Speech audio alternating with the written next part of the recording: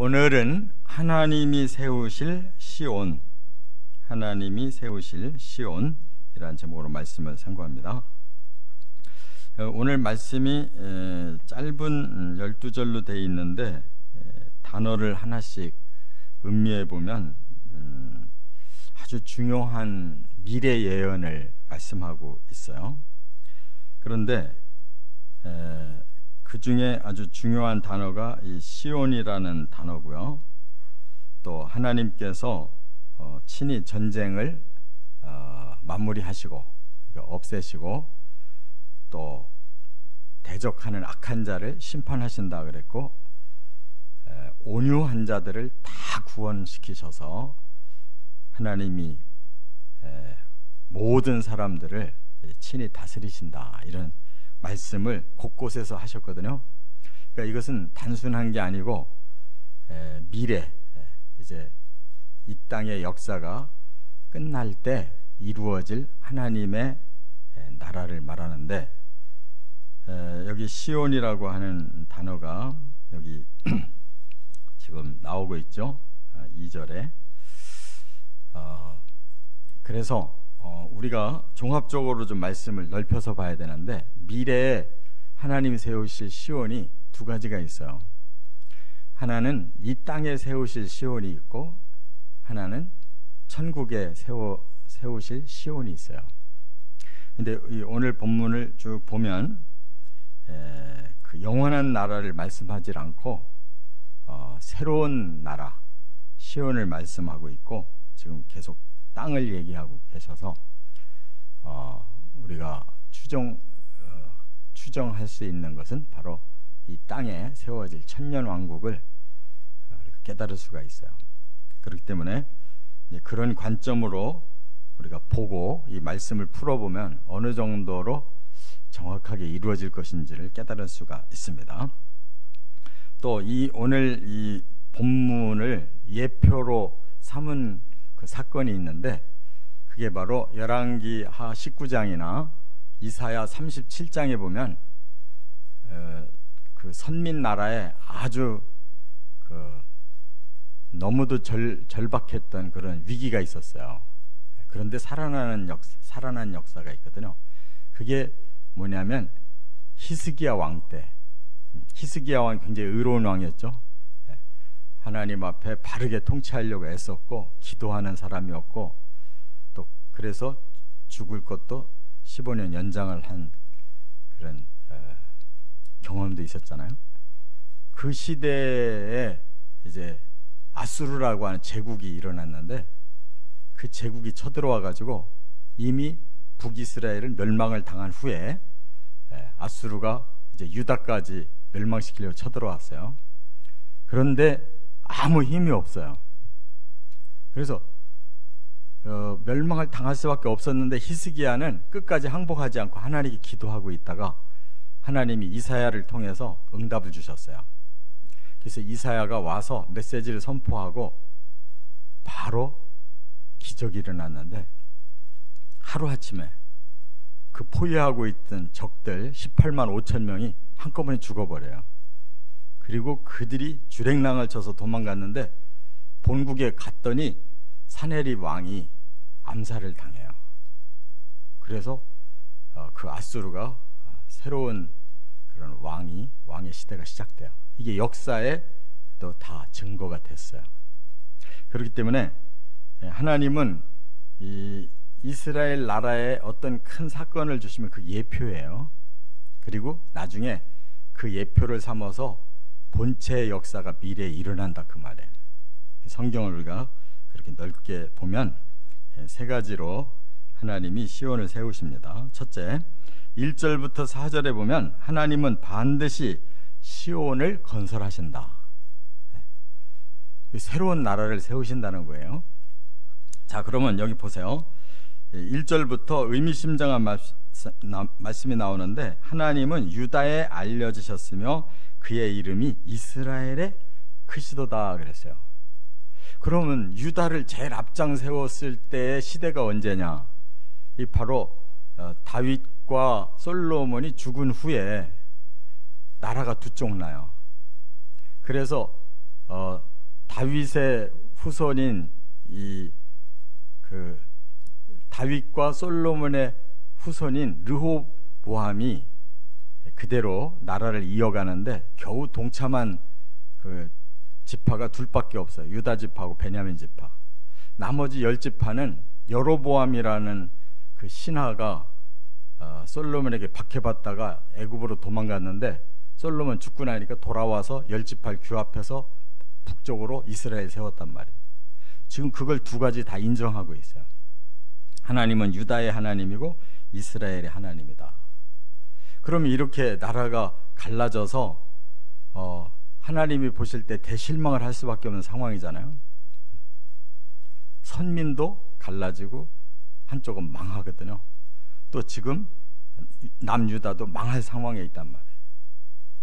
이거는 뭐를 예표하는 거냐면 미래를 예표하는, 미래 마지막 때에 이 세계에 하나님의 백성들도 산산이 다 쪼개지고, 그러나 끝까지 하나님을 경외해서 남은 자들을 통해서 하나님이 하나님의 나라 시온을 세우신다는 건데, 또 2절에는 뭐라고 그랬냐, 그의 장막은 살렘에 있으며 그의 처소는 시온에 있도다 그랬거든요. 여기 살렘이라는 말은 이제 예루살렘의 그 살렘일 수도 있고, 하나님이 세우신 나라의 특징, 이 살렘이라는 건 평화의 도시를 말하는 거거든요. 그리고 시온이라는 것은 성경에 169회가 나오는데 그 중에 162회가 다 구약에서만 나와요. 이게 예언이에요, 예언. 그리고 그것이 이루어질 것이라는 그 예언의 말씀을 인용한 구절이 신약에 7번 나와요. 마태복음부터 간간히 중요하게 7번. 마지막 이 시온이라는 단어가 요한계시록 14장에 나와요. 하나님이 세우신 시온에 14만 4천과 함께 계시다 그랬어요. 그러니까 그 14만 4천이 누구예요? 본래 이스라엘 선민 중에서도 마지막에 하나님의 그 복음을 믿고 끝까지 참고 구원받은 자들 명단이에요. 그러니까 유다하고 이스라엘이 선민으로 있었지만 그들도 다 망했거든요. 결국은 이 세상에 하나님 경외하는 자들도 다 마지막에 흩어지고 적그리스도에 속고, 그러나 끝까지 하나님 경외하는 자들 다 모아서 세우신다는 뜻이. 그래서 2절에 보면 3절에 보면 거기서 그가 화살과 방패와 칼과 전쟁을 없이 하셨도다. 마지막 전쟁, 이 땅의 마지막 전쟁에서 하나님이 그 전쟁을 끝내신다는 뜻이에요. 그럼 그게 뭐예요? 바로 7년 대환란에 적그리스도가 나타나서 세계를 거짓으로 통합시키지만 하나님 믿는 자들을 다 처단하려고 그러거든요. 그때 하나님이 가만히 계실 수 없죠. 예수님이 지상에 재림하셔서 그 적그리스도와 모든 악한 자들을 처벌하셔요. 그 전쟁을 끝내신다고요, 이 땅에. 그걸 보고 아마겟돈 전쟁이라고 요한계시록에 이미 나와 있어요. 이 아마겟돈 전쟁을 이제 뒤에 자세하게 말씀하기 때문에 이제 뒤에서 말씀하고, 바로 계시록 20장에 보면 그래서 하나님이 전쟁을 없애시고 4절에 주는 약탈한 산에서 영화로우시며 존귀하시도다. 이 약탈한 산이라는 말이 뭐냐면, 처음 그 시온이라는 말이요, 다윗이 예루살렘을 정복해요. 거기가 본래 그 가나안 이방인 여부스 족속들이 그때까지도 거기 살면서 차지하고 있었는데, 다윗이 거기를 정복해, 예루살렘을 정복하고 바로 다윗성이라고 이름을 세웠는데, 하나님은 그 다윗성이라는 이름을 그대로 쓰지 않으셨어요. 그 다음에 계속 시온이라고 말을 바꾸셨어요. 그게 뭐냐면 다윗이 정복한 그 예루살렘의 그 산봉우리 하나가 시온이에요. 하나님은 다윗을 그리스도의 예표로 삼으시고 바로 그가 세우는 나라가 다윗이 아니라 시온이다, 이렇게 비밀의 단어를 쭉 계속 쓰고, 그게 요한계시록 14장까지 내려가는 거예요. 할렐루야. 그렇기 때문에 지금 하나님이 전쟁을 없애시고 그 산에서 영화로우시며 존귀하신 날이 온다는 것이 바로 천년왕국이다, 그 말이에요. 깨달으시 바랍니다. 그래서 하나님은 반드시 이 지구상에 처음 에덴 동산에서는 사탄이 침범해서 인류를 죄에 빠뜨리고 저주에 빠뜨렸기 때문에 이 역사가 여기까지 오잖아요. 마지막 역사는 사탄이 적그리스도를 보내서 마지막을 접수해서 자기의 나라를 만들겠다고 사람들을 속인단 말이에요. 그러나 그것이 거짓이고 결국은 대전쟁이 일어나요. 어떤 전쟁? 하나님과 사탄의 전쟁이에요. 그리스도와 적그리스도의 전쟁.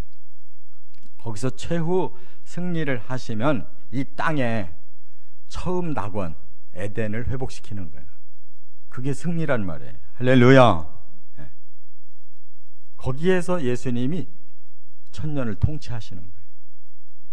하나님이 이 땅을 그냥 거저 막 이렇게 다루시는 게 아니에요. 한 번 이렇게 세우신 나라 반드시 그 완성을 보신단 말이에요. 그러고는 우리를 하나님의 나라로 불러 가시는 거예요. 그래서 본래 하나님의 형상대로 만든 하나님의 자녀로 복귀되고 완성되는 게 천국이에요. 이 땅에서는 천년을 낙원으로 살아보는 것이에요. 제2의 아담 예수 그리스도를 통해서. 할렐루야.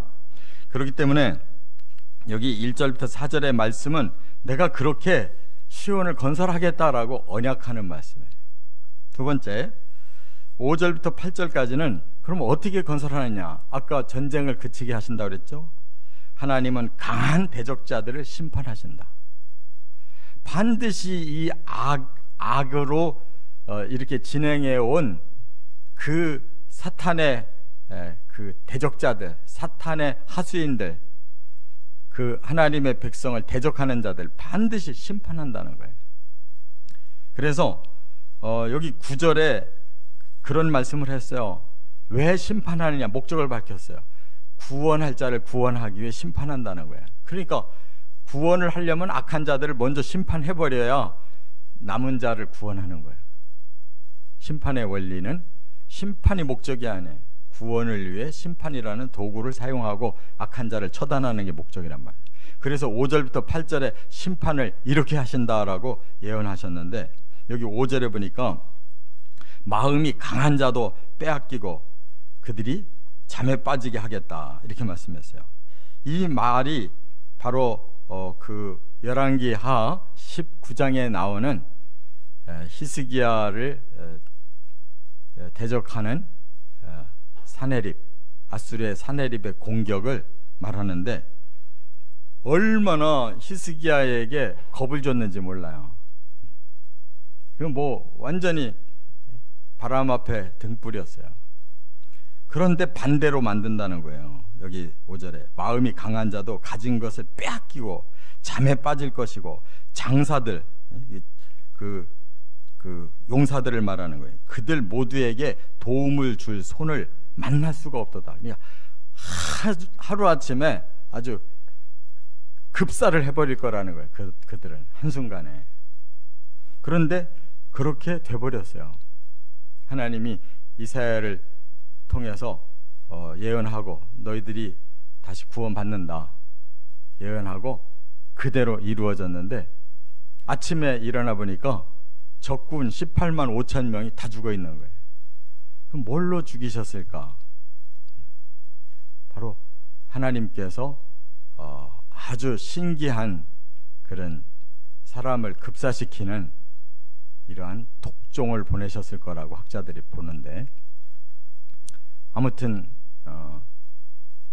하나님의 능력은 우리가 다 이렇게 머리로 헤아릴 수 없기 때문에 그게 역사니까 우리는 그걸 예표로 그대로 깨닫고 종말에 그리스도가 적그리스도의 군대를 그렇게 죽이신다는 것을 우리가 깨달아야 돼요. 그래서 그 사건이 이제 계시록 19장에 나와요. 11절부터 21절에 보면 예수님이 재림하셔서 적그리스도의 군대를 다 그냥 쓸어버려요. 일방적으로 쓸어버려요. 그것을 계시록 16장에서는 7 대접재앙 중에 6번째, 7번째 대접재앙의 그 내용을 자세하게 소개하고 있는데 거기에 보면 아마겟돈이라는 곳으로 적그리스도의 군대가 모여요. 그리스도를 막기 위해서. 그러나 그들이 속수무책으로 그리스도의 그 공격을 당하고 다 무너진다는 것을 거기서 밝히고 있어요. 그리고 6절에는 또 비유가 뭐냐면 야곱의 하나님이여 주께서 꾸짖으심에 병거와 말이 다 깊이 잠들었나이다. 앞에 사건과 비슷한데 여기서는 누구를 지칭하냐면 야곱의 자손들이라고 그랬거든요. 야곱의 자손들은 누구냐면 바로 출애굽할 때 얘기예요. 출애굽할 때. 그들은 유다와 이스라엘이 아니잖아요. 그들은 야곱의 후손들이 민족이 됐는데 그들이 출애굽할 때 바로 홍해 바다 앞에서 이런 경험을 해요. 하나님이 홍해 물을 갈라놓고 야곱의 자손들을 다 건너게 할 때 그 다음에 갑자기 물이 모아지니까 애굽의 바로와 군대들이 수장당하죠. 그 상황을 야곱의 하나님이여 주께서 꾸짖으심에 병거와 말이 다 깊이 잠들었도다. 그게 바로 홍해의 그 병거와 말이 한순간에 잠기는 사건을 이렇게 야곱의 자손들에게 보여주셨다는 거예요. 할렐루야. 그 다음에 또 7절에 보면 한 번 노하시자 설 수가 없다 그랬어요. 그게 제 일회성이잖아요. 그냥 단번에 하나님은 해결하시는 거예요. 홍해 수장도 아수르의 군대도 그냥 단 한 번에 끝장을 내신다는 거예요. 그게 하나님의 능력이에요. 주께서는 경외받으리시니 주께서 한 번 노하실 때 누가 주의 목전에 서리이까? 하나님의 심판이 이런 것이다 그 말이에요. 그리고 8절에 주께서 하늘에서 판결을 선포하심에, 어떤 판결? 심판의 판결을 선포하심에 땅이 두려워 잠잠하더라. 모든 땅의 사람들은 그 심판 앞에 두려운 존재라는 거예요. 이렇게 세상을 마지막에 심판하신다는 거 믿으시기 바랍니다. 그래서 요한계시록 17장에 이렇게 무너진 것을 큰 음녀의 멸망이라고 그랬고, 18장에는 이렇게 무너진 것을 큰 성 바벨론의 멸망이라고 그랬어요. 큰 음녀라는 것은 죄인, 하나님을 배신한 그 죄를 진 여인을 빗댄 거고, 큰 성 바벨론이라는 것은 이 인류가 최초에 세운, 하나님 없이 자기들 힘으로 세운 성, 그게 바벨론이라는 말이에요. 그러니까 하나님은 영적으로는 음녀가 된 땅, 외적으로는 하나님을 배신하고 자기들 힘으로 세계를 만들려고 했던 그 범죄를 이렇게 처단하셨다. 믿으시기 바랍니다. 이것이 종말의 곧 올 일이에요. 끝으로 세 번째, 9절부터 12절에 보면 하나님은 모든 온유한 자들을 구원하신다 그랬어요. 근데 여기서 특징의 단어가 뭐냐? 모든 온유한 자를 구원하신대요. 신약에서는 믿는 자 그랬는데 지금 여기 단어에서 그 얘기를 하지 않고 모든 온유한 자라고 그랬는데 이게 비밀이에요. 이 온유라는 말이 히브리 원어로 아느웨라고 그러는데, 이 아느웨는 성품을 말하는 게 아니에요. 하나님을 경외하는 자들이 얼만큼 하나님 앞에 겸손하게 낮아지고 또 주어진 고난을 참아내고 또 하나님의 언약을 기다리고 해서 만들어진 영적 성품, 성도의 가장 FM의 모습을 여기 온유라고 그런 거예요. 예수님이 이런 온유라는 단어를 그대로 따서 산상수훈에서 온유한 자는 복이 있나니 그들이 땅을 차지한다, 바로 이러한 예언을 그대로 인용한 거예요. 뭐 성격이 좋아서 땅을 차지하는 게 아니에요. 하나님을 경외하기 때문에 하나님 앞에 겸손하고 이 땅의 시련을 참아내고 하나님의 언약을 끝까지 기다린 사람을 여기 온유라고 말하는 거란 말이에요. 그들이 구원받는다는 거예요. 할렐루야. 천년왕국의 백성은 그렇게 믿음도 또 그 성숙함도 모든 것을 다 극복해서 이긴 자가 돼야 되는 거예요. 그게 온유라는 말이에요. 그래서 그들이 이제 구원을 받으면 그게 천년왕국의 시작인데, 여기 11절에 뭐라고 그랬어요? 너희는 여호와 너희 하나님께 서원하고 갚으라. 사방에 있는 모든 사람도 마땅히 경외하리에게 예물을 드릴지로다. 그러니까 그 천년왕국에 들어갈 모든 사람들은 이제는 하나님만 바라보는 거예요. 이 서원을 하고 갚는다라는 말은 의무를 말하는 게 아니에요. 하나님 앞에 자발적으로, 하나님 저는 이렇게 하나님 앞에 살겠습니다, 그리고 실천한다는 뜻이에요. 천년왕국은 완전히 예수님과 우리가 하나가 돼가지고 그렇게 기쁨으로 예수님을 섬기고, 예수님은 우리들을 그렇게 기쁨으로 사랑해 주신단 말이에요. 또 마땅히 경외할 이에게 예물을 드린다라는 것도 바로 그렇게 주님을 우리가 경외하고 높이는 사랑의 공동체라는 뜻이에요. 할렐루야. 그리고 12절에 보면 우리가 어떻게 살 건가를 이렇게 말씀했어요. 그가 고관들의 길을 꺾으시리니 그는 세상의 왕들에게 두려움이시로다. 세상에 높았던 자들 다 그들은 거꾸러지지만 그 천년왕국에 들어온 성도들은 다 왕처럼 산다는 뜻이에요. 할렐루야.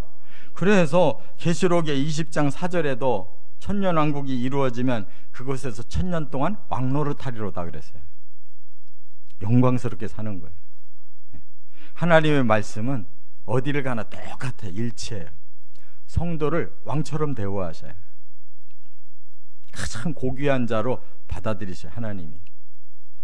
이 예언의 말씀, 이제 지금 종말이 가까웠습니다.